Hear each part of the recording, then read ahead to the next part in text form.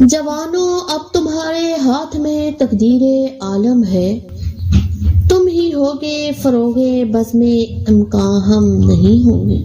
صدر محترم، انتہائی قابل احترام ٹیچرز، مہمانان گرامی، ڈیئر اسٹوڈنٹس، السلام علیکم۔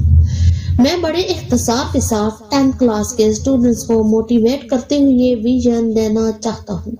آج آپ اس سکول میں الوداع ہو رہی ہیں۔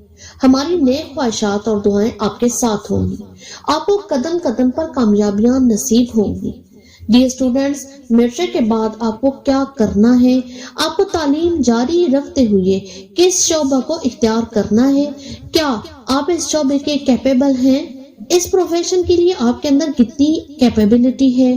کیا وہ شعبہ آپ کے لیے بہتر رہے گا اور ساتھ ساتھ ملک و ملت کے لیے کتنا فائدہ مند ہوگا؟ آپ سب غور سے سنیں گے۔ اگر آپ کو اچھی طرح سمجھ نہیں آئے گی تو آپ بعد میں مشورہ لے سکتی ہیں۔ میٹرک کے امتحان کے بعد آپ معزز ٹیچر سے ضرور مشورہ کریں۔ اب میں تفصیل سے بتاتا ہوں۔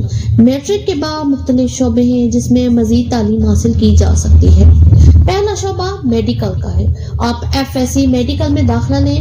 آپ کے اگر بہت اچھے مارکس آئے اور انٹری ٹیسٹ پاس کر لیا تو اس کے بعد آپ MBBS BDS DVM بن سکتی ہے۔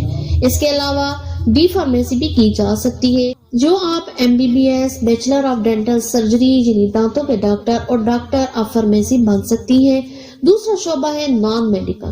آپ نان میڈیکل میں FSC میں الیکٹریکل، مکینیکل، ٹیکسٹائل وغیرہ میں انجینئر بن سکتی ہیں۔ تیسرا شعبہ BS یعنی بیچلر آف سائنس ہے۔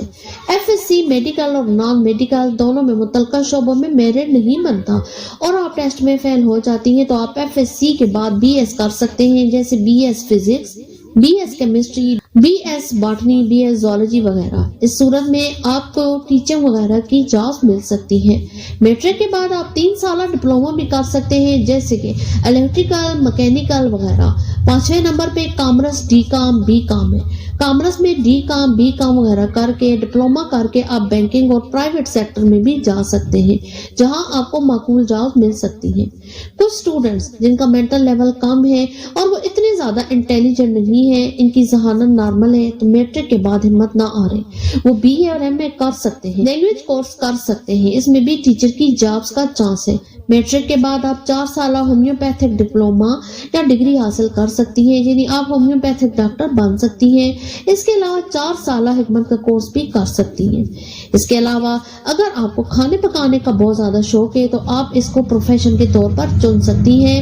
آپ کوکنگ کا ڈپلومہ لیں اور شیف بنیں، اس میں بھی آگے ترقی کے بہت زیادہ چانسز ہیں۔ ڈیئر اسٹوڈنٹس، آپ سب کو تفصیل بتا دی ہے کہ میٹرک کے بعد آپ کو کیا کرنا ہے۔ ان اشعار کے ساتھ اجازت چاہوں گا۔